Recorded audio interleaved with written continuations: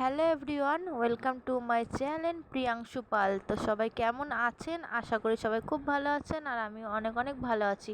তো আজকে ব্লগটা আমি সকালবেলায় ঘুম থেকে উঠে স্টার্ট করেছি। আর এইখানে দেখো তোমাদের দাদা ভাই আর আমার দাদা দুজনে মিলে বাজারে গিয়ে এত বড় 1 কিলো ওজনের প্রায় ইলিশ মাছ ডিম আলা, মানে প্রত্যেকটা মাছের ডিম নিয়ে এসছে। আর আমি মাছগুলোকে তোমাদেরকে দেখাচ্ছি, দেখো পিসগুলো, মানে কি সাইজগুলো দেখলেই মন ভরে যাবে।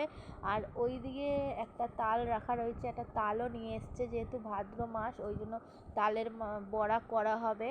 তো চলো মাছগুলো ধুয়ে নিই, তারপরে মাছগুলোকে ধুয়ে ভালো করে নুন হলুদ মাখিয়ে প্রায় 1 ঘন্টা রেখে দিয়েছিলাম। আর সাইডে একটা কড়াইও বসিয়ে দিয়েছি। আর আজকে কিন্তু ইলিশ মাছটা আমার মাই রান্না করবে, কারণ মায়ের হাতের ইলিশ মাছ খেতে আমার খুব ভালো লাগে।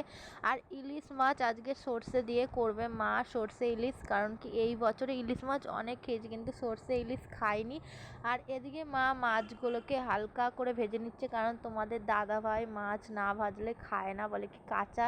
কিন্তু ইলিশ মাছ না ভেজে মানে কি খেলেই টেস্ট বেশি লাগে। কিন্তু এবার কি করব, কিছু তো আর করার নেই, যেহেতু খায় না না ভাজলে। ওই জন্য আমার মা মাছগুলোকে হালকা করে ভেজে নিয়েছে। আর দেখো প্রত্যেকটা মাছের ভেতরেই ডিম, আর ডিমওয়ালা ইলিশ এই সিজনে এই প্রথমবার হচ্ছে। আর শুধু তো ইলিশ মাছ হলে তো আর চলবে না, তার সাথে স্পেশাল কিছুও থাকা চাই। ওই জন্য কচুর শাকও নিয়ে এসেছিলো। আর আজকে ইলিশ মাছের মাথা দিয়ে কচুর শাকও হবে। সর্ষে ইলিশ আর ইলিশ মাছের মাথা দিয়ে কচুর শাক, মানে খাওয়াটা জাস্ট জমে যাবে।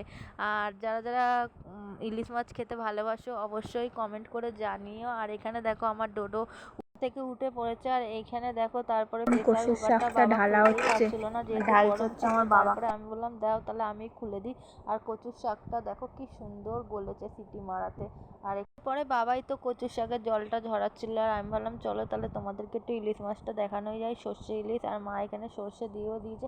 আর সর্ষে ইলিশ করতে কিন্তু বেশি কিছু লাগে না, সর্ষেটা পরিমাণ মতন দিলেই পারফেক্ট। আর বেশি দিলে তিতো হয়ে যায়, এটাই, আর কিছুই না সর্ষে ইলিশ। আর বাবাকে এখন দেওয়া হবে টেস্ট করতে। বাবার রিয়াকশনটা চলো দেখা যাক। বাবাকে দেখো রান্না হতে পারেনি, আর দেখো টেস্ট করা শুরু। কেমন হয়েছে? তাকাও এদিকে, তাকাও। কেমন হয়েছে ইলিশ মাছটা? হেভি হয়েছে, হেভি হেভি হয়েছে না? ঝোলটা কেমন হয়েছে? হেভি। পুরো খাওয়াটা কি জমবে দুপুরে? আজকে পুরো জমে যাবে, ক্ষীর হবে ক্ষীর। কালারটাও হেভি সুন্দর এসছে বলো মাছের। ওপর দিয়ে কটা লঙ্কা ছিটিয়ে দিতে বলো চিড়ে।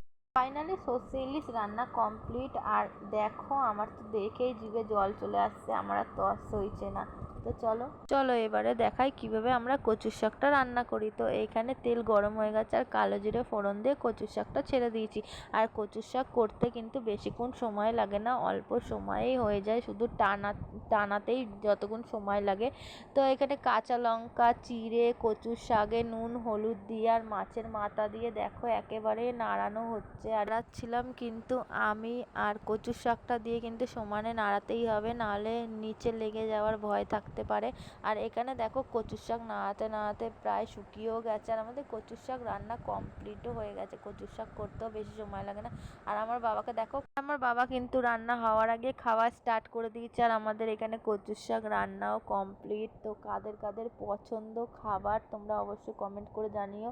আর ভিডিওটা ভালো লাগলে তোমরা অবশ্যই like comment share and subscribe করে দিও। আর আজকের ওয়েদারটা জাস্ট সুন্দর।